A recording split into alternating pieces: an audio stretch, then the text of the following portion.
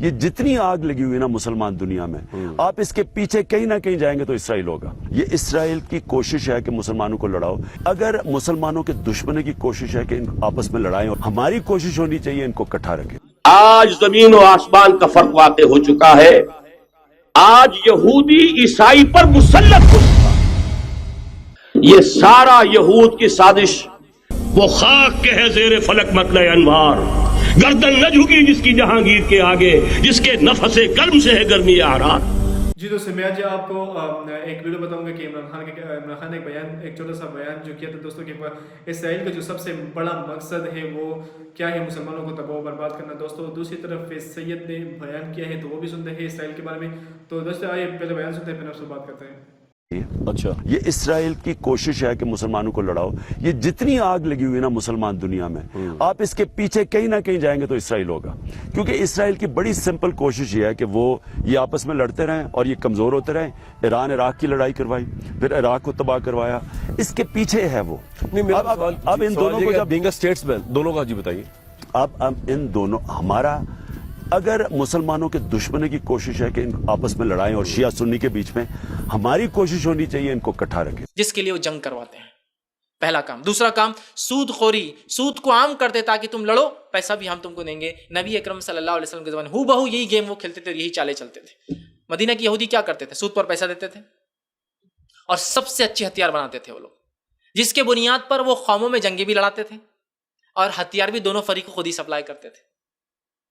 آپ سیرت کا مطالعہ کیجئے، اس دور کی یہود و نصارہ آج میں کوئی زیادہ فرق نظر نہیں آئے گا۔ جو اصلاح کرنے کا دعویٰ کرتا ہے، جنگ بھی تو اس نے کھڑے کی، وہ بھی تو دیکھیے آپ۔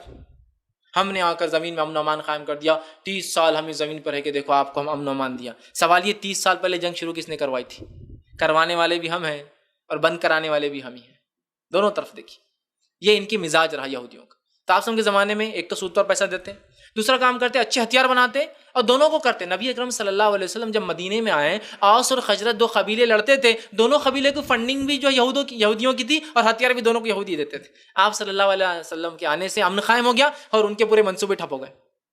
اور یہی آج یہود و نصارہ کو اسلام سے سب سے بڑا پرابلم ہے کہ اسلام آ جائیں گا تو امن آ جائیں گا دنیا میں، اور ہم چاہتے ہیں لوگوں کو فتنے اور فساد میں اور ہمیشہ پریشانی میں رکھیں تاکہ وہ ہمیشہ ہمارے محتاج رہیں۔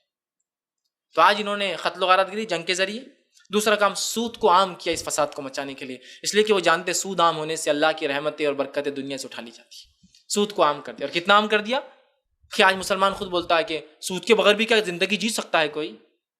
ہم سوچنے پر مجبور ہیں، مسلمان کہہ رہا ہے۔ بلکہ ایک صاحب جو اپنے آپ کو علامہ کہتے ہیں، بہت بڑے مفتی اپنے آپ کو دعویٰ کرتے ہیں، وہ ایک دن کہنے لگے، کسی نے کہا کہ ہم سود پر گاڑیاں لیں، تو کہاں لیجیے، اس کے بغیر اکنامی کیسے بڑھیں گی؟ میں نے کہا سبحان اللہ، اس کو فکر ہے اکنامی بڑھانے کی، ملک کی معیشت کیسے بڑھیں گی، پھر حالات کیسے تبدیل ہوں گے؟ اب یہی ذریعہ بچا ہے مسلمانوں کے پاس کہ سود خوری میں جا کے حالات کو تبدیل کرنا۔ سود خوری ہمارے اچھے حالات کو پستی میں لے جاتے ہیں، پستی کو اچھائی کی طرف نہیں لے جاتے ہیں۔ تو آج ہمارے صرف عوام نہیں، ہمارے خواص بھی یہ سوچنے پر مجبور ہے کہ اس کے بغیر چارہ نہیں ہے۔ تو سود خوری، اور تیسرا کام جو کرتے قوموں کو وہ برباد، اپاہج اور لقوہ مارنے کا، وہ کیا کام معلوم؟ فحاشی کو عام کر دیتے، مختلف فحاشیوں کو عام کر دیا۔ اتنا فحاشی کو عام کیا کہ حیا جو ہے، حیا وہ فحاشی بن گئی اور فحاشی حیا بن گئی۔ اگر آج کوئی عورت بے پردہ نہیں ہوتی ہے تو سب تعجب کرے، ارے ماں یہ کیسا، انہیں تو پردہ کرتے۔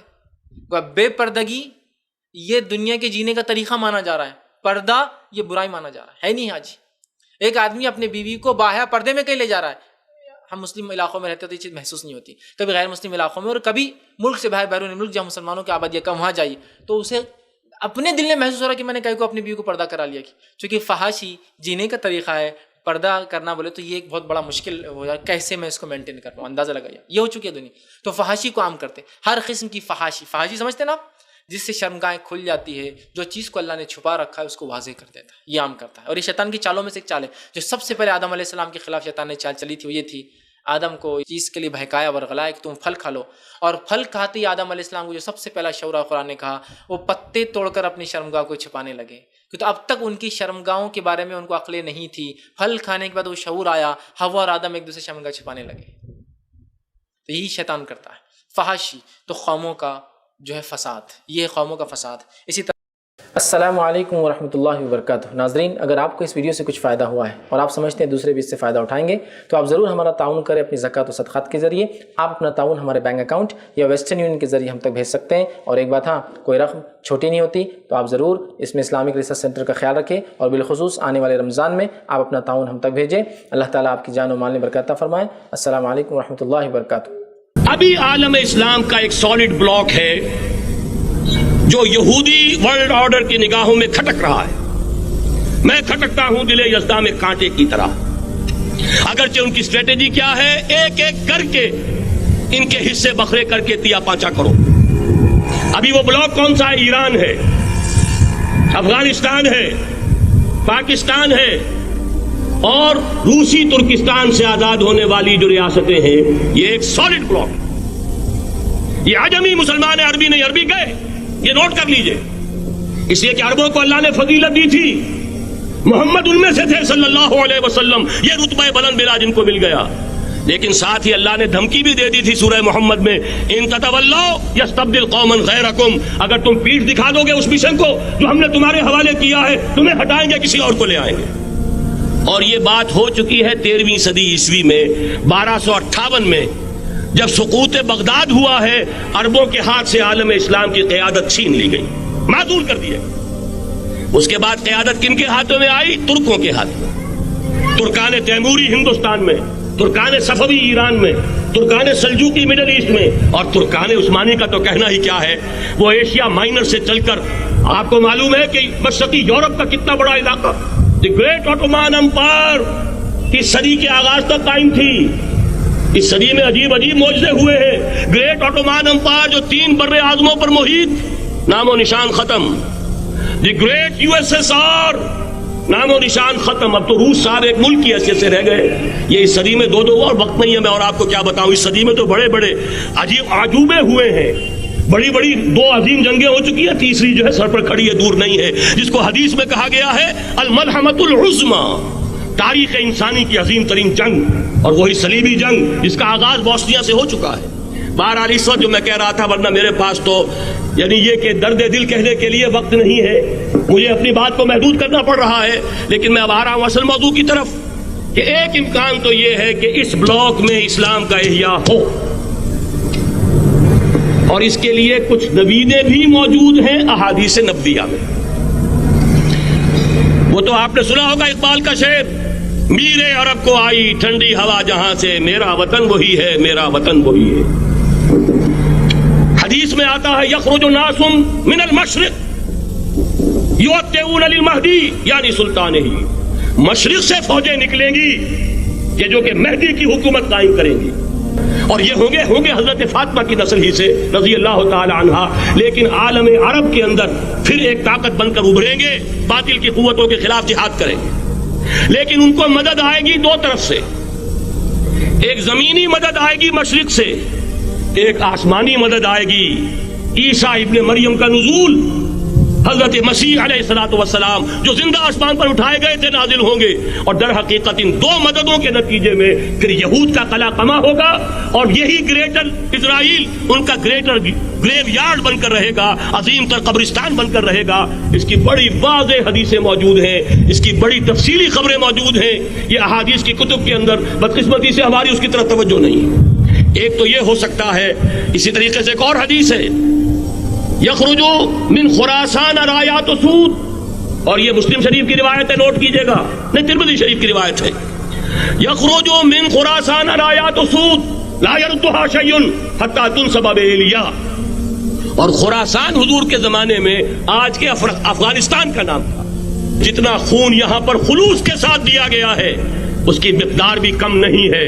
یہاں سے خیر برآمد ہوگا.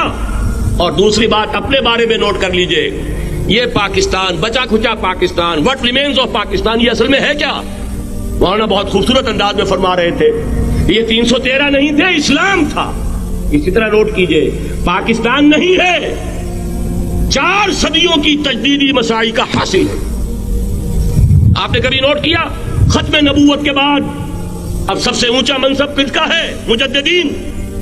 سنن ابی داؤد کی روایت، ان اللہ یبعث فی هذه الامہ علی راس کل 100 عام من یجدد لها دینها. اور نوٹ کیجئے کوئی بات ہے 1000 برس تک سارے مجدد عالم عرب میں پیدا ہوئے، جیسے ہی دوسرا 1000 سال شروع ہوا، الف ثانی کا مجدد اعظم شیخ احمد سرہندی کہاں تھا؟ صنم خانہ ہند میں حاضر ہوا میں شیخ مجدد کی لحد پر، وہ خاک کے ہے زیر فلک مطلع انوار، گردن نہ جھکی جس کی جہانگیر کے آگے، جس کے نفس گرم سے ہے گرمی آرات وہ۔ پھر 12ویں صدی کا مجدد اعظم امام الہند شاہ ولی اللہ دہلوی، 13ویں صدی کا مجدد اعظم سید احمد بریلوی، اس کے خون کا امین اور اس کے ساتھ کے شہداء کے خون کا امین، ان کے جسموں کا امین آپ کا خطہ ہزارہ، آپ کا خطہ سوات، اس میں ان کی جانیں ہیں جو دی گئی ہیں۔ اور وہ نہایت میں آپ سے عرض کر دوں، دور صحابہ کے بعد اتنا خالص اسلامی جہاد پوری مسلمان تاریخ میں نہیں ملے گا جتنا وہ تحریک شہیدین کا۔ 14ویں صدی ہجری میں شیخ الہند جیسا مجاہد اعظم کہ انگریز نے گرفتار کر کے قید بھی کیا ہے، تو کہاں ہندوستان میں نہیں، کہاں جزیرہ ہے سائرس، کیا نام تھا، مالٹا، جزیرہ مالٹا بحر روم میں۔ اقبال کے نفس سے ہے لالے کی آگ تیز، ایسے غزل سرا کو چمن سے نکال دو، کہیں ہندوستان کی کسی جیل میں ہوا تو شاید اس کے نفس کی گرمی ہی سے کوئی حرارت پیدا ہو جائے۔ اور اسی صدی میں 14ویں صدی ہجری میں اقبال جیسا مفکر، اسی 14ویں صدی ہجری میں مودودی جیسا مصنف، اسی 14ویں صدی ہجری میں مولانا الیاس جیسا مبلغ رحمہم اللہ، عظیم شخصیتیں آج پورے عالم اسلام میں آپ کو تبلیغی دوست ملیں گے۔